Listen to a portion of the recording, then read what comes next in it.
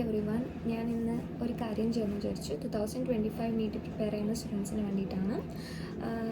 അവർക്ക് ഇപ്പോൾ +2 കഴിഞ്ഞ് നിൽക്കുന്ന സ്റ്റുഡൻസ് ഉണ്ടാവും. ഇപ്പോൾ നീറ്റിന് വേണ്ടി ഇങ്ങനെ ഡോക്ടറാവാമെന്ന് പറഞ്ഞ് ഇങ്ങനെ ആഗ്രഹിച്ച് നീറ്റിന് എൻട്രൻസ് കോച്ചിങ്ങിനൊക്കെ ചേരാമെന്നിങ്ങനെ വിചാരിക്കുന്ന കുറച്ച് സ്റ്റുഡൻസ് ഉണ്ടാവും. അപ്പോൾ അവർക്ക് വേണ്ടിയിട്ട് എങ്ങനെ ഫ്രം ബേസ് മുതൽ എങ്ങനെ ഓരോ സബ്ജക്റ്റും പഠിക്കുക എന്നുള്ളൊരു വീഡിയോ ആണ് ഞാൻ ചെയ്യുന്നത്. +2 കഴിഞ്ഞിട്ടും പിന്നെ അല്ലാത്ത സ്റ്റുഡൻസ് ഉണ്ടല്ലോ, റിപ്പീറ്റ് ചെയ്യുന്ന സ്റ്റുഡൻസും റിപ്പീറ്റ് ചെയ്യുന്ന സ്റ്റുഡൻസും സൂപ്പർ റിപ്പീറ്റ് ചെയ്യുന്ന സ്റ്റുഡൻസും എല്ലാവർക്കും ഈ വീഡിയോ കണ്ട് ഇതേപോലെ ഫോളോ ചെയ്യാം. ഡീറ്റെയിൽ ആയിട്ട് ഫിസിക്സ്, കെമിസ്ട്രി, ബയോളജി എങ്ങനെ പഠിക്കാം ഫ്രം ദ ബേസ്, ഫ്രം സീറോന്ന് എങ്ങനെ പഠിച്ചു തുടങ്ങുക എന്നുള്ളൊരു വീഡിയോ ആണിത്. അപ്പോൾ ഇന്നത്തെ വീഡിയോ അബൌട്ട് ഫിസിക്സ് ആണ്. അപ്പോൾ ഫിസിക്സ് കമ്പാരിറ്റീവ്ലി എല്ലാ സ്റ്റുഡൻസിനും ഫിസിക്സ് ടഫായിരിക്കും. ആണ് മെജോറിറ്റി കമ്പാരിറ്റീവ്ലി എല്ലാ സ്റ്റുഡൻസിനും ഫിസിക്സ് ടഫായിരിക്കും, ഇൻക്ലൂഡിങ് മീ. എനിക്കും ഫിസിക്സ് ടഫായിരുന്നു. അപ്പോൾ ഫിസിക്സ് എങ്ങനെ പഠിക്കാമെന്നുള്ളൊരു ഐഡിയ ഞാൻ പറയാം. അപ്പോൾ ഫിസിക്സ് പഠിക്കുന്ന രീതി, ഫസ്റ്റ് ഞാൻ എങ്ങനെ ഫിസിക്സ് പഠിക്കുന്ന ഒരു രീതിയും ക്വസ്റ്റ്യൻ ചെയ്യുന്ന രീതിയും പറയാം. പിന്നെ ഓരോ ചാപ്റ്റേഴ്സും അതിൻ്റെ വെയിറ്റേജും കാര്യങ്ങളും നമുക്ക് പറഞ്ഞു പോകാം, ആ രീതിയിൽ പഠിക്കാം. അപ്പോൾ ഞാൻ ഫസ്റ്റ് പറയാം.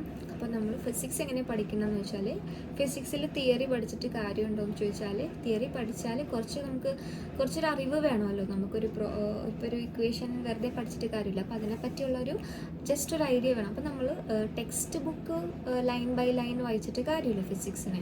അപ്പോൾ ഫിസിക്സിന് നമ്മുടെ എന്തെങ്കിലും നമ്മൾ ക്ലാസ്സിൽ ലെക്ചർ നോട്ട് തരും. അപ്പോൾ ലെക്ചർ നോട്ട് തരുമ്പോൾ എല്ലാവരും ഫസ്റ്റ് ശ്രദ്ധിക്കുക, നിങ്ങൾ ഫസ്റ്റ് കോച്ചിങ്ങിന് പോകണമെങ്കിൽ അല്ലെങ്കിൽ നിങ്ങളൊരു സ്റ്റഡി സെൻറ്ററിൽ നിങ്ങൾ ചേർന്നിട്ട് അവിടെ നിന്ന് ഫിസിക്സ് പഠിക്കാൻ തുടങ്ങുമ്പോൾ ഫസ്റ്റ് മുതലേ ശ്രദ്ധിച്ച് പോവുക. ക്ലാസ്സിൽ നോട്ട് ഈസ് വെരി ഇമ്പോർട്ടൻറ്റ്. അപ്പോൾ നോട്ടില്ലാതെ നമുക്ക് ഫിസിക്സ് കുറച്ച് പാടായിരിക്കും പഠിക്കാൻ. അപ്പോൾ നമ്മൾ ക്ലാസ്സിൽ സാറ് പറഞ്ഞു പോകുമ്പോൾ ആ നോട്ടാണ്, ആ തിയറിയാണ് നമുക്ക് ഫിസിക്സിന് വേണ്ടത്. അപ്പോൾ ഞാൻ പറയാം. അപ്പോൾ നമ്മൾ ക്ലാസ് ഒരു ചാപ്റ്റർ, ഇപ്പോൾ എക്സാമ്പിൾ ഗ്രാവിറ്റേഷൻ എന്ന് പറഞ്ഞ ചാപ്റ്റർ എടുക്കുക. സാറ് ക്ലാസ് എടുക്കുമ്പോൾ സാറ് ക്ലാസ്സിൽ വന്നിട്ട് സാറ് തിയറി പറയും, അതിൻ്റെ കൂടെ ഇക്വേഷൻസ് പറയും, കുറച്ച് പ്രോബ്ലംസ് നമുക്ക് ചെയ്ത് കാണിക്കും.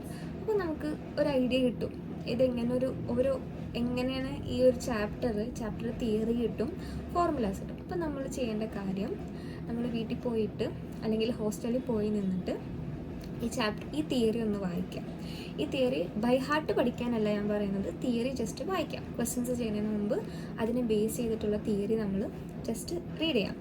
എന്നിട്ട് നമ്മൾ ചെയ്യേണ്ടത് ഫോർമുല ബുക്ക് ഉണ്ടാക്കണം. അപ്പോൾ ഫോർമുല ബുക്ക് ഉണ്ടാക്കേണ്ടത് എപ്പോഴാണെന്ന് ചോദിച്ചാൽ, നമ്മൾ എപ്പോഴാണോ നീറ്റിന് പ്രിപ്പയർ ചെയ്യാൻ തുടങ്ങുന്നത് അപ്പം മുതലാണ് ഫോർമുല ബുക്ക് ഉണ്ടാക്കുന്നത്. അല്ലാതെ ലാസ്റ്റ് മിനിറ്റ് ഫോർമുല ബുക്ക് ഉണ്ടാക്കൽ നടക്കില്ല. അപ്പോൾ ഈ ഫോർമുല ബുക്കിൻ്റെ ഇമ്പോർട്ടൻസ് ഒക്കെ നമുക്ക് ലാസ്റ്റ് ടൈം ആകുമ്പോഴാണ് മനസ്സിലാവുള്ളൂ. അപ്പോൾ ഫോർമുല ബുക്ക്, അപ്പോൾ നമ്മളൊരു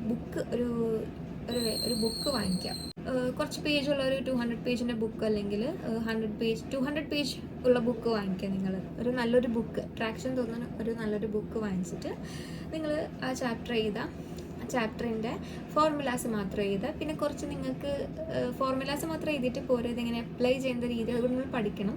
അപ്പോൾ ചെറിയ ട്രിക്സൊക്കെ സാറ് ക്ലാസ്സിൽ പറയും, അതും കൂടി ആ ബുക്കിൽ എഴുതി വെക്കുക. ഒരു ചാപ്റ്റർ പഠിക്കുമ്പോഴും അങ്ങനെ എഴുതി പോകാം. അപ്പം ലാസ്റ്റ് നമുക്കൊരു ഫോർമുല ബുക്ക് നമ്മുടെ കയ്യിൽ കിട്ടും. അപ്പോൾ നിങ്ങൾ ഹോസ്റ്റലിൽ ചെന്നിട്ട് നിങ്ങൾ തിയറി വായിച്ചു. ഇപ്പോൾ ഫോർമുല ബുക്കിൽ ഫോർമുലാസ് നിങ്ങൾ ഒരുവിധം കാണാതെ പഠിച്ചിട്ടുണ്ട്.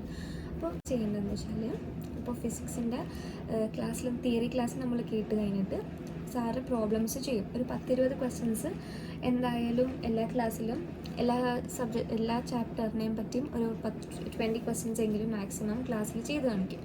അല്ലെങ്കിൽ വീഡിയോസ് ആയാലും ഒരു 20 ക്വസ്റ്റ്യൻസ് ഒക്കെ നമുക്ക് കിട്ടും. അല്ലെങ്കിൽ തന്നെ പഠിക്കുന്ന സ്റ്റുഡൻസ് ആണെങ്കിലും യൂട്യൂബിൽ ഒരു ചാപ്റ്റർ നമ്മൾ പഠിക്കുമ്പോൾ ആ ചാപ്റ്റേഴ്സിൻ്റെ ക്വസ്റ്റ്യൻ ചെയ്യുന്ന വീഡിയോസ് കാണാം. അപ്പോൾ നമുക്കൊരു ഐഡിയ കിട്ടും. അപ്പോൾ നമ്മൾ ഇത് നമ്മുടെ നോട്ട്ബുക്കിൽ ഇങ്ങനെ എഴുതി വെക്കാം. അപ്പോൾ നമ്മൾ ഫസ്റ്റ് ഒരു പ്രാവശ്യം ക്വസ്റ്റ്യൻ വായിച്ച് മനസ്സിലാക്കിയിട്ട് നമ്മൾ ആൻസേഴ്സിൻ്റെ സ്റ്റെപ്പ് എഴുതി വെച്ചിട്ടുണ്ട്. ഇനി നമ്മൾ ചെയ്യേണ്ടത് ഇതെല്ലാം മാറ്റി വെച്ച് ആ സെയിം ക്വസ്റ്റ്യൻസ് ഒന്നുകൂടെ എടുത്തിട്ട്, എന്നിട്ട് ആ സെയിം ക്വസ്റ്റ്യൻസ് നമുക്ക് തന്നെ ചെയ്യാം. ക്വസ്റ്റ്യൻ വായിച്ചിട്ട് തന്നെ ചെയ്യാൻ പറ്റുന്നുണ്ടെന്ന് നോക്കണം. അപ്പോൾ തന്നെ ചെയ്യാൻ പറ്റില്ല ഫസ്റ്റ്, പക്ഷെ നമുക്ക് ചെറിയ കാര്യങ്ങൾ എങ്ങനെ അപ്ലൈ ചെയ്യണമെന്നൊക്കെ നമുക്ക് ചെറിയൊരു ഐഡിയ കിട്ടും. അപ്പോൾ നിങ്ങൾക്ക് കിട്ടിയില്ലെങ്കിൽ നിങ്ങളൊന്നും കൂടി നോക്കി ചെയ്യാം. എന്നിട്ട് അടുത്ത ക്വസ്റ്റ്യൻ അങ്ങനെ തന്നെ ചെയ്യുക. അപ്പോൾ നിങ്ങൾ ആ ഒരു 20 ക്വസ്റ്റ്യൻസ് ഒന്നുകൂടി ചെയ്ത് കഴിഞ്ഞിട്ടുണ്ടാവും. ഇനി നിങ്ങൾ ദിവസം കഴിഞ്ഞ് പിറ്റേ ദിവസം സെയിം ഏത് ക്വസ്റ്റ്യൻസാണ് ചെയ്യേണ്ടതെന്ന് വെച്ചാൽ ഈ സെയിം ക്വസ്റ്റ്യൻസ് തന്നെ റിപ്പീറ്റ് ചെയ്ത് ഒന്നുകൂടി ചെയ്യണം. അപ്പോൾ നിങ്ങൾക്ക് കുറച്ചും കൂടി ബെറ്റർ ആയിട്ട് നിങ്ങൾക്ക് തോന്നും. അപ്പോൾ നിങ്ങൾക്കൊരു ഐഡിയ കിട്ടും. പിന്നെ നിങ്ങളോട് ഒരു കാര്യം പറയാം. ഇപ്പോൾ നിങ്ങൾ നീറ്റൊക്കെ പ്രിപ്പയർ ചെയ്യാൻ പോകുമ്പോൾ ഹോസ്റ്റലിൽ സൂപ്പർ റിപ്പീറ്റ് ചെയ്യുന്ന സ്റ്റുഡൻസ് ഉണ്ടാവും. അപ്പോൾ അതിന് ഒരുപാട് വർഷമൊന്നും പഠിക്കുന്ന സ്റ്റുഡൻസ് ഉണ്ട്. അപ്പോൾ നിങ്ങൾ ഫ്രഷ് സ്റ്റുഡൻസാണ്. അപ്പോൾ നിങ്ങൾ നോക്കുമ്പോൾ റൂംമേറ്റ്സ് ഇത്രയും കട്ടിയുള്ള ബുക്കൊക്കെ എടുത്ത് ക്വസ്റ്റ്യൻസ് ചെയ്യുന്ന കാണുമ്പോൾ നിങ്ങളും അതേപോലെ ചെയ്യാമെന്ന് വിചാരിക്കരുത്. നിങ്ങൾ ഉള്ള കോൺഫിഡൻസും കൂടി പോകും. അപ്പോൾ നിങ്ങൾ ഫസ്റ്റ് ബിഗിനേഴ്സ് ആയതുകൊണ്ട് അവരെങ്ങനെ ചെയ്യുന്നതെന്ന് വെച്ചാൽ ക്ലാസ്സിലെടുക്കുന്ന ക്വസ്റ്റ്യൻസ് ഉണ്ടാവും. പിന്നെ നിങ്ങൾക്ക് ഇപ്പോൾ ബ്രില്യൻ്റ് ആണെങ്കിൽ സ്റ്റഡി മെറ്റീരിയൽ ഉണ്ടാവും. ആ സ്റ്റഡി മെറ്റീരിയൽ ക്വസ്റ്റ്യൻസ് നിങ്ങൾ ചെയ്യാൻ പഠിച്ച് നിങ്ങൾ ഏതൊരു ഉറക്കത്തിൽ വിളിച്ച് നിങ്ങൾക്ക് ആ ക്വസ്റ്റ്യൻ തന്ന് നിങ്ങൾക്ക് ആ ക്വസ്റ്റ്യൻസ് ചെയ്യാൻ പറ്റുമെന്ന് ഉറപ്പുണ്ടെങ്കിൽ മാത്രമേ നിങ്ങൾ വേറൊരു ബുക്ക് എടുത്ത് ആ ചാപ്റ്ററിൻ്റെ ക്വസ്റ്റ്യൻസ് ചെയ്യാൻ പറ്റുള്ളൂ. അപ്പോൾ ഇമ്പോർട്ടൻ്റ് എന്താണെന്ന് വെച്ചാൽ ക്ലാസ്സിൽ ലെവൽ 1, ലെവൽ 2, ലെവൽ 3 എന്ന് പറഞ്ഞ ക്വസ്റ്റ്യൻസ് ഉണ്ടല്ലോ നമ്മുടെ സ്റ്റഡി മെറ്റീരിയലിൽ. ലെവൽ 2 പറഞ്ഞുതരും, ലെവൽ 1 പറഞ്ഞുതരില്ല. അപ്പോൾ ഇപ്പോൾ എല്ലാത്തിനും വീഡിയോസ് ഉണ്ടാവുമല്ലോ. അപ്പോൾ നിങ്ങൾ എന്താ ചെയ്യേണ്ടതെന്ന് വെച്ചാൽ ഈ level 1, level 2, level 3 questions study മെറ്റീരിയലിൽ ലെവൽ 1, ലെവൽ 2, ലെവൽ 3 ക്വസ്റ്റ്യൻസ് ചെയ്ത് നിങ്ങൾക്ക് അത്രയും ഉറപ്പ് ആക്യുറേറ്റ് ആയി എന്ന് വെച്ചാൽ മാത്രമേ നിങ്ങൾ വേറൊരു ക്വസ്റ്റ്യൻസിലോട്ട് ട്രൈ ചെയ്യാൻ പോവുള്ളൂ. വേറൊരു ബുക്ക് നിങ്ങളെടുത്ത് വേറൊരു ബുക്ക് നിങ്ങളെടുത്ത് അതിലെ ക്വസ്റ്റ്യൻസ് ചെയ്യാൻ പാടുള്ളൂ. കാരണം സ്റ്റഡി മെറ്റീരിയൽ ക്വസ്റ്റ്യൻസ് എന്ന് പറയുമ്പോൾ അതിനകത്ത് എല്ലാം ഇൻക്ലൂഡഡ് ചെയ്തിട്ടായിരിക്കും, എല്ലാ പോർഷനിൽ നിന്നും ഇൻക്ലൂഡ് ചെയ്തിട്ടായിട്ടുള്ള ക്വസ്റ്റ്യൻസ് ആയിരിക്കും വരുന്നത്. ആ ക്വസ്റ്റ്യൻസ് ചെയ്ത് പഠിച്ചു കഴിഞ്ഞാൽ തന്നെ നമുക്ക് ഒരു ഐഡിയ ഉണ്ടാവും. ഒരു 70% ക്വസ്റ്റ്യൻസ് നമുക്ക് പിന്നെ തന്നെ ചെയ്യാൻ പറ്റും. ഇത് ചെയ്ത് പഠിച്ചു കഴിഞ്ഞാൽ മാത്രം, അല്ലാതെ ഒരു പ്രാവശ്യം ചെയ്ത എല്ലാ കാര്യമല്ല പറഞ്ഞത്, ചെയ്ത് പഠിച്ചു കഴിഞ്ഞുള്ള കാര്യം ഞാൻ പറഞ്ഞത്. ഇപ്പോൾ നീറ്റ് എക്സാമിന് പോകുന്നതിന് മുമ്പ് നിങ്ങൾക്ക് ഉറപ്പ് വേണം നിങ്ങൾ ഈ ലെവൽ 1, ലെവൽ 2, ലെവൽ 3 ക്വസ്റ്റ്യൻസ് എല്ലാ ചാപ്റ്ററിലെയും നിങ്ങൾക്ക് ചെയ്യാൻ പറ്റുമെങ്കിൽ നിങ്ങൾ ഉറപ്പിച്ചു നിങ്ങൾക്ക് എന്തായാലും 180ൽ ഒരു 160 മാർക്കെങ്കിലും കിട്ടിയിരിക്കും ഫോർ ഷുവർ. അത് പറയാം. ഒന്നാമത്തെ കാര്യം ക്ലാസ്സിലത് ശ്രദ്ധിക്കുക. രണ്ടാമത്തെ കാര്യം നോട്ട് എഴുതുക. മൂന്നാമത്തെ കാര്യം ഹോസ്റ്റലിൽ അല്ലെങ്കിൽ വീട്ടിലോട്ട് വന്നിട്ട് ഈ നോട്ട് വായിക്കുക. നാലാമത്തെ കാര്യം അവർ ചെയ്യുന്ന ക്വസ്റ്റ്യൻസ് ഉറപ്പായിട്ടും എഴുതി പഠിക്കും. സ്റ്റഡി മെറ്റീരിയലിലെ ക്വസ്റ്റ്യൻസ് ബ്രില്യൻ്റ്ലി ചെയ്യും. അപ്പോൾ ലെവൽ 1, ലെവൽ 2, ലെവൽ 3 ക്വസ്റ്റ്യൻസ് നിങ്ങൾ എഴുതി പഠിക്കും.